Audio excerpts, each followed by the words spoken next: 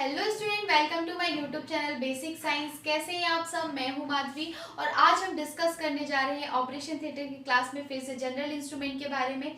कुछ general instrument हमने cover कर लिए हैं, कुछ जनरल इंस्ट्रूमेंट हमारे बाकी हैं जो हम आने वाली क्लासेस में कवर कर लेंगे। जनरल इंस्ट्रूमेंट स्टूडेंट बहुत ही इंपॉर्टेंट है। यदि आप टेक्नीशियन का कोर्स भी कर रहे हो तो भी इम्पॉर्टेंट है। यदि आप एक टेक्नीशियन हो तो आपको मालूम ही होगा कि जनरल इंस्ट्रूमेंट का यूज सभी सर्जरी में किया जाता है, इसीलिए आपको जनरल इंस्ट्रूमेंट के बारे में सारी इंफॉर्मेशन होनी चाहिए। देन आपको मालूम होना चाहिए कि किस इंस्ट्रूमेंट का यूज किस सर्जरी में किया जाता है। तो चलिए स्टार्ट करते हैं और जानते हैं आज हम कुछ नए इंस्ट्रूमेंट के बारे में। तो यदि आपको हमारा आज का वीडियो पसंद है, वीडियो को लाइक और चैनल को सब्सक्राइब जरूर करें। तो देखिए, आज हम देखने जा रहे हैं एक नया instrument, liver biopsy needle. Liver biopsy needle, जैसे कि आपको नाम से ही समझ में आ रहा होगा कि लिवर की बायोप्सी लेने के लिए जिस निडल का यूज किया जाता है उसे हम लिवर बायोप्सी निडल कहते हैं। अब बायोप्सी क्या कहलाती है? यदि किसी पेशेंट को लिवर में प्रॉब्लम है, आपकी बॉडी में जो यकृत पाया जाता है, यकृत में यदि कोई प्रॉब्लम है, ठीक है, या यकृत में कोई भी किसी भी तरह का इन्फेक्शन है, डिसीज है, तो उसका मालूम करने के लिए उसकी टेस्टिंग की जाती है, लिवर की टेस्टिंग की जाती है। तो लिवर की टेस्टिंग के लिए लिवर से कुछ स्पेसिमेन लिया जाता है, बायोप्सी ली जाती है। तो उस बायोप्सी को लेने के लिए हम इस निडल का यूज करते हैं। आप डायग्राम पे देख पा रहे होगी निडल को।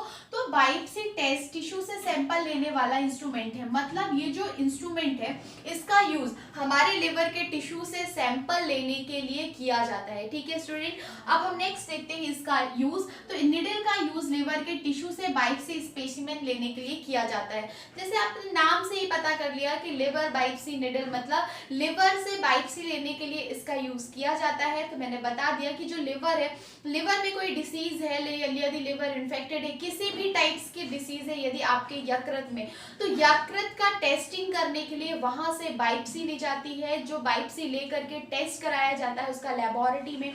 तो वो जो बायोप्सी ली जाती है वो किसके थ्रू ली जाती है? ये ली जाती है लिवर बायोप्सी निडल के द्वारा। ठीक है स्टूडेंट, तो आप याद रखिएगा लिवर बायोप्सी निडल का यूज ऑपरेशन थिएटर में किस लिए किया जाता है। नेक्स्ट इंस्ट्रूमेंट देख लेते हैं स्टूडेंट, लंबर पंचर निडल।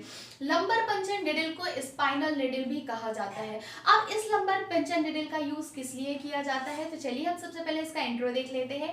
तो स्टूडेंट, ये जो निडल होती है स्पाइनल के सभी स्पेसिमेन लेने के लिए इसका यूज किया जाता है।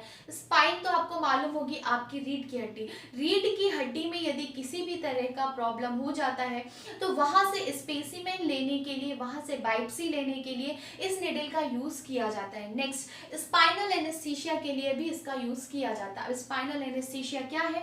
तो एनेस्थीसिया तो आपको मालूम होगा कि जब भी किसी पेशेंट की सर्जरी की जाती है तो सर्जरी के पहले एनेस्थेटिक डॉक्टर उस पेशेंट को एनेस्थीसिया देते हैं, बेहोश करते हैं। उसी एनेस्थीसिया में एक टाइप का एनेस्थीसिया होता है स्पाइनल एनेस्थीसिया। ये जो स्पाइनल एनेस्थीसिया है ये आपके लंबर वर्टिब्रा में दिया जाता है।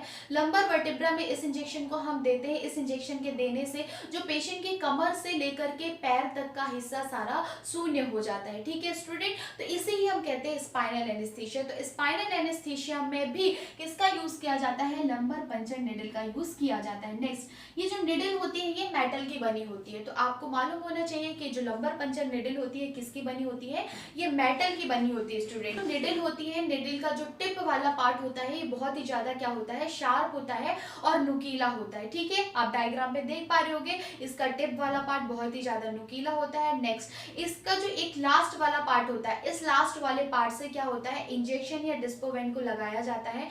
यदि इंजेक्शन दे रहे हैं तो यहाँ से ही लगा के इंजेक्शन पेशेंट के स्पाइनल में दिया जाता है, स्पाइन में दिया जाता है।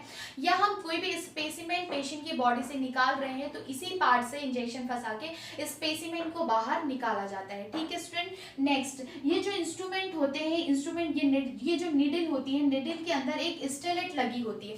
अब ये स्टेलेट क्या है? तो स्टूडेंट, ये जो स्पाइनल पंचर निडल होती है या जो लंबर पंचर निडल होती है, लंबर पंचर निडल के अंदर एक धातु की बनी हुई स्टेलेट होती है। स्टेलेट बहुत ही ज्यादा शार्प होती है। किसी भी पेशेंट को स्पाइन में ये निडल लगाई जाती है तो स्टेलेट के द्वारा ही इस निडल को अंदर किया जाता है। और जब यह निडल सही जगह पे चली जाती है और वहां से फ्लूइड आने लगता है, CSF आने लगता है, तो ये स्टेलेट को बाहर निकाल दिया जाता है। ठीक है स्टूडेंट, तो ये तो हो गई लंबर पंचर निडल की बात। अब हम नेक्स्ट देख लेते हैं कि आखिर ये निडल कितनी लंबी होती है।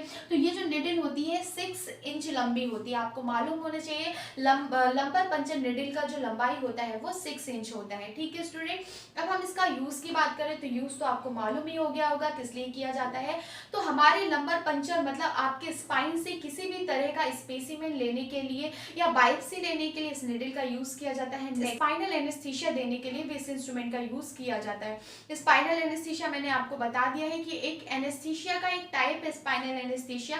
इससे होता क्या है कि इस एनेस्थीसिया को देने के बाद पेशेंट पूरा बेहोश नहीं होता, बस पेशेंट के कमर से लेके पैर तक का हिस्सा शून्य हो जाता है। तो मतलब आपके कमर से लेकर के आपके जो पैर तक में कोई भी सर्जरी होती है तो उसमें स्पाइनल एनेस्थीसिया ही दिया जाता है, जिसमें स्पाइनल निडल या हम बोल सकते हैं लंबर पंचर निडल का यूज किया जाता है। ठीक है स्टूडेंट, तो आज की क्लास हमारी यहीं तक। Thank you.